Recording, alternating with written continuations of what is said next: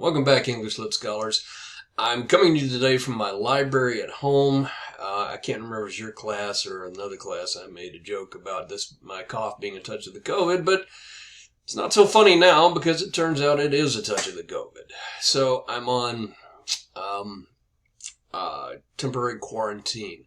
If you're watching this at some later date or some later iteration of the course, forgive me. This was recorded for my English Lit 2 in the fall of 2022. And today we're discussing the amazing British writer, Miss Virginia Woolf. And here is a portrait of the lovely Miss Woolf when she was a youngster. Virginia Woolf, name in full, Adeline Virginia Stephen, born on January 25th, 1882.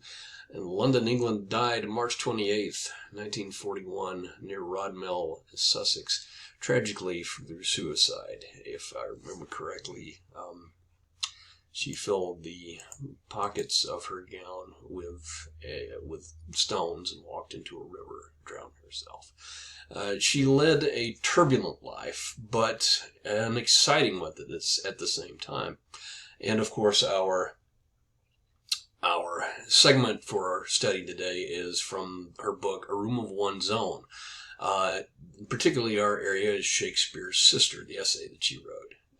A Room of One's Own is a collection of essays, a book-length creative nonfiction piece addressing the plight of women as writers, particularly the fact that women had very little to do, little opportunity, little chance, going back throughout the history of English writing to produce any great works of literature. In fact, it was the Victorian period before any of it seemed to emerge. She begins to discuss it here, talks about, she went to look for the history of women writers in English literature, but couldn't find any. In fact, couldn't find anything about women at all in the history of women in England, save for a few passages about the rights of men with regard to them, right?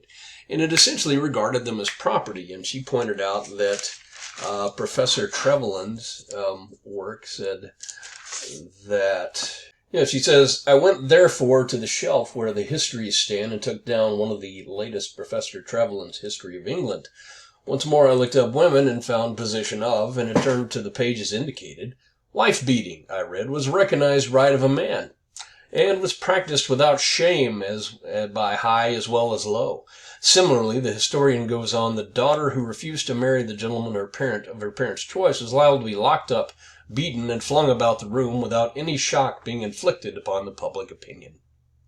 Marriage was not an affair of personal affection, but rather family avarice, that's greed, particularly in both chivalrous upper classes. Betrothal often took place while one or both parties was in the cradle, and the marriage when they were scarcely out of the nurse's charge.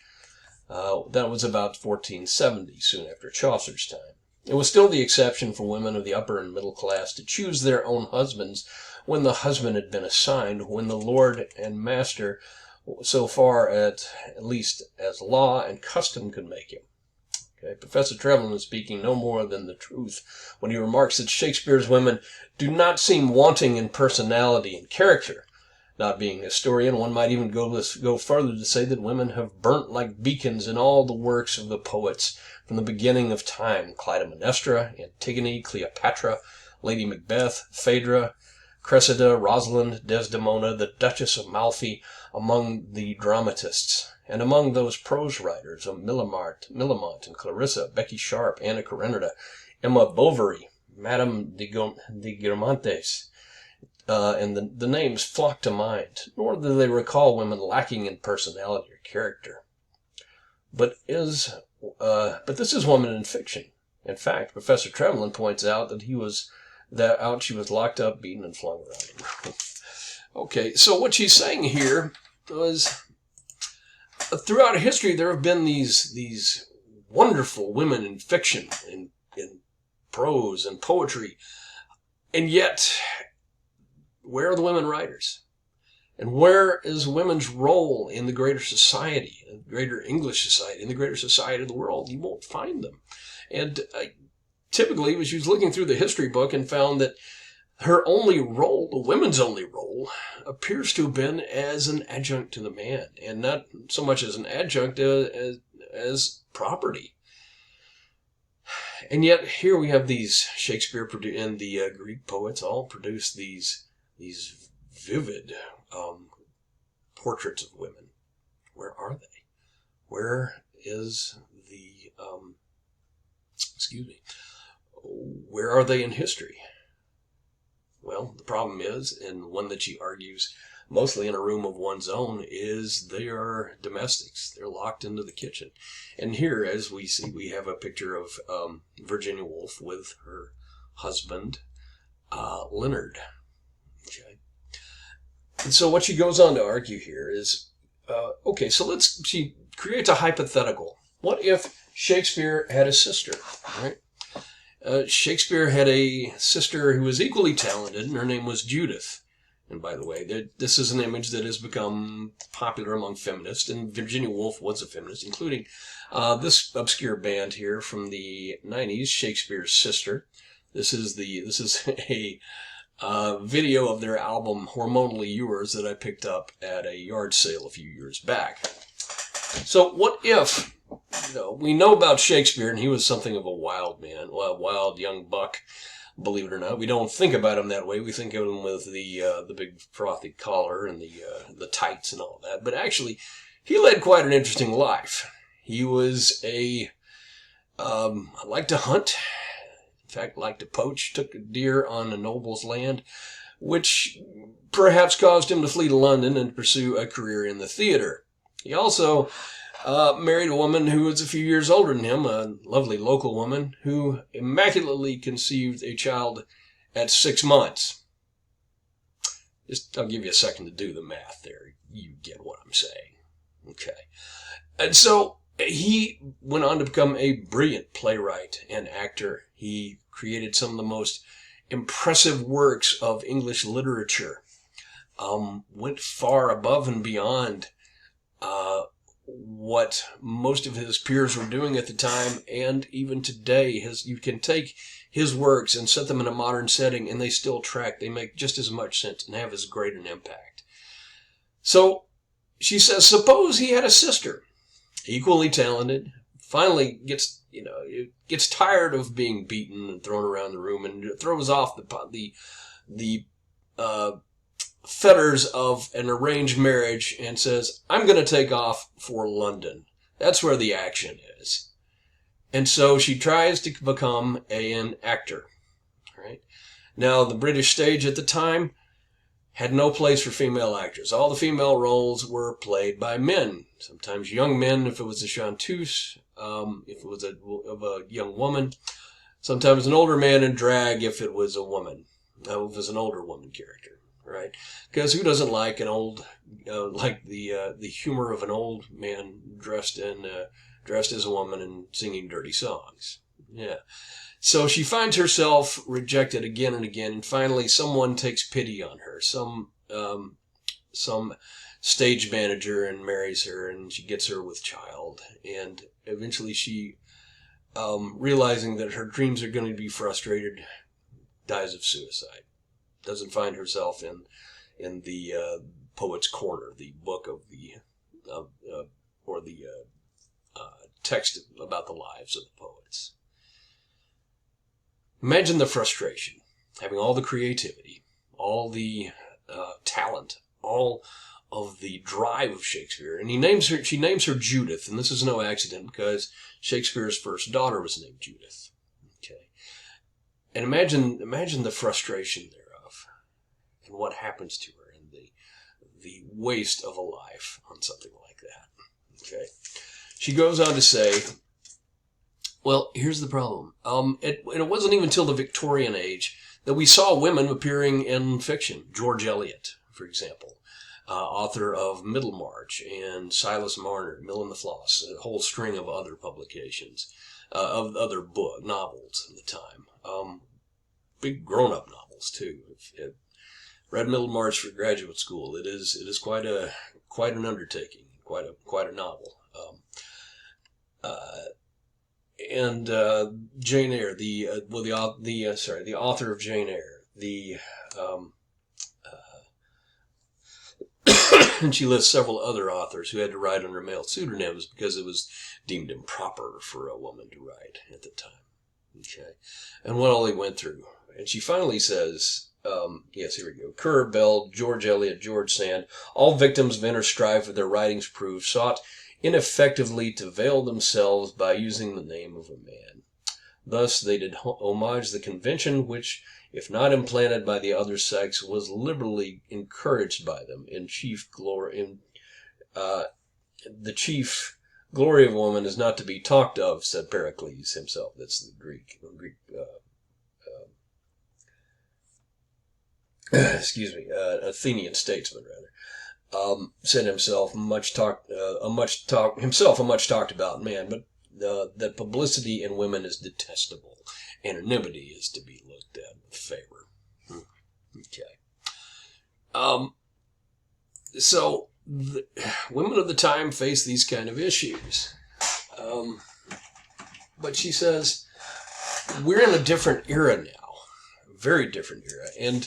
Now, the picture on the screen now is Virginia Woolf and her occasional lover, her one-time lover, Vida Sackville West, who had a scandalous affair. Vida Sackville West wrote a particularly well-thought-of book on gardening.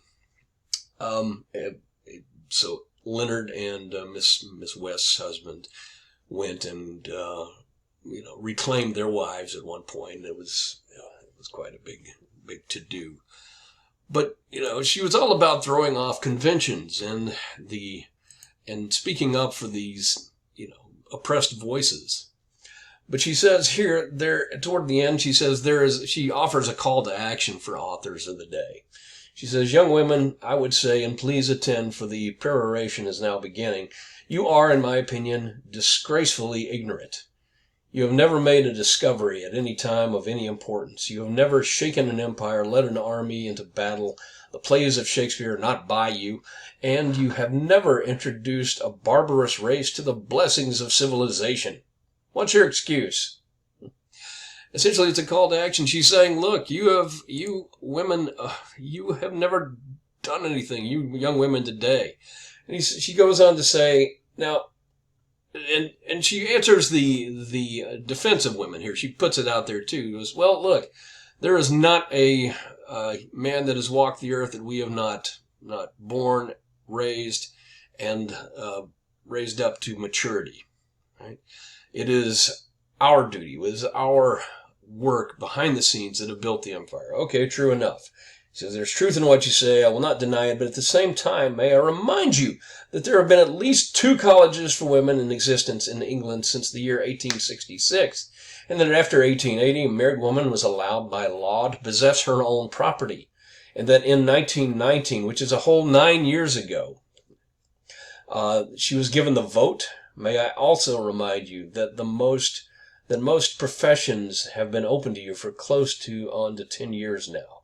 And when you reflect on these immense privileges and the length of time during which they have been enjoyed, the fact that they must be at this moment some 2,000 women capable of earning over 500 a year in one way or another, you will agree that the excuse of lack of opportunity, training, encouragement, leisure, and money no longer holds good. And that's one of the things that she argues in A Room of One's Own. The reason that women aren't more literary, that they don't create more works, is because they are stuck. They're trapped in this domestic role. They don't have the time, they don't have the leisure, they don't have the money to afford to be able to do it. And now she says that doesn't work anymore. That doesn't work as an argument.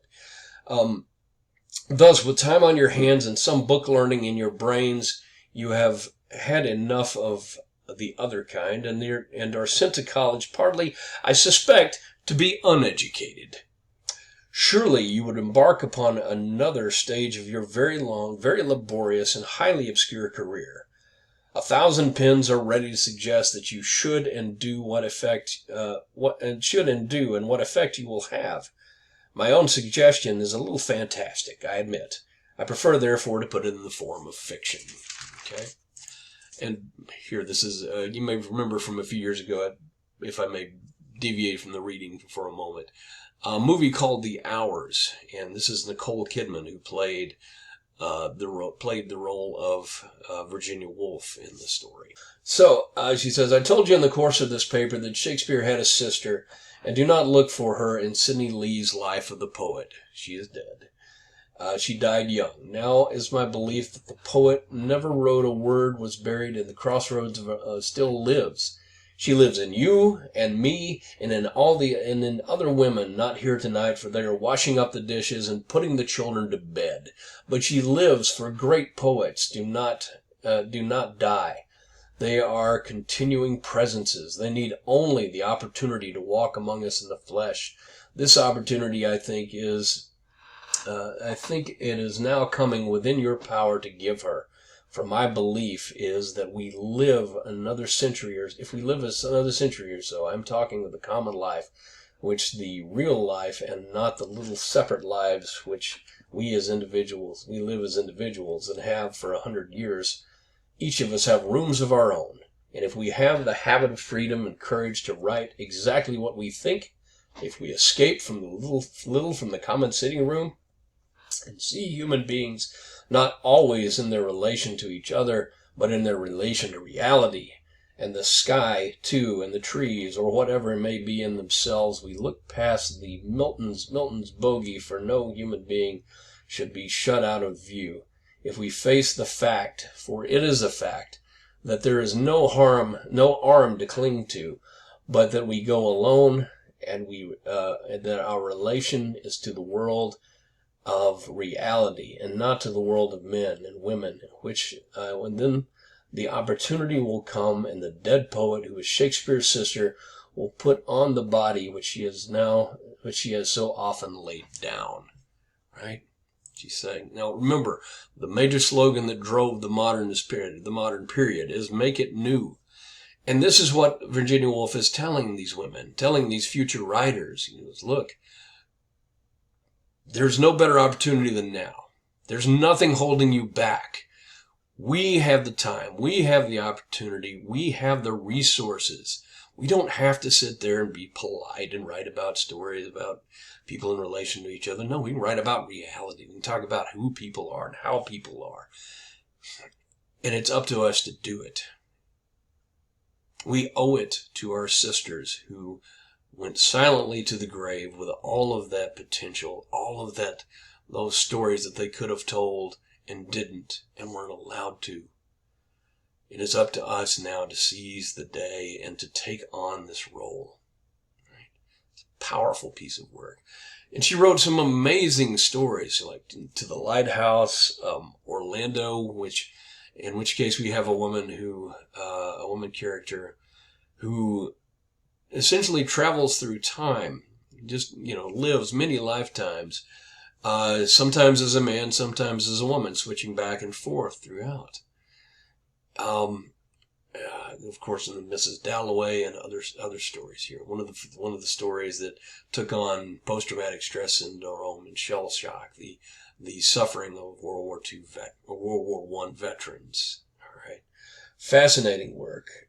So she says she leads off with this: without that effort on our part, without the determination, that when she is born again, she shall find it possible to live and write her poetry, that we cannot expect that for that would be impossible. But I maintain that she would come if we worked for her, and that so to work, even in poverty and obscurity, is worthwhile. All right. So, that, ladies and gentlemen, is the amazing work of Virginia Woolf. Again, I'm sorry I'm unable to be with you. I hope to see you again on Wednesday. We'll be picking up the work of T.S. Eliot. If you bounce off of it, if you have a hard time with it, don't feel bad. I've taught his work for about a decade, and there's still times that he makes me scratch my head. And as a poet, he is a great challenge to me. Nobody writes like this. And he's a bit of a show-off. But neither here nor there. This was Virginia Woolf, And the photo on our screen here is Virginia Woolf and T.S. Eliot. They were not only contemporaries, but they were also friends. So I hope you enjoyed the reading. Again, I'm sorry I'm unable to be with you, but I will see you in the next class period.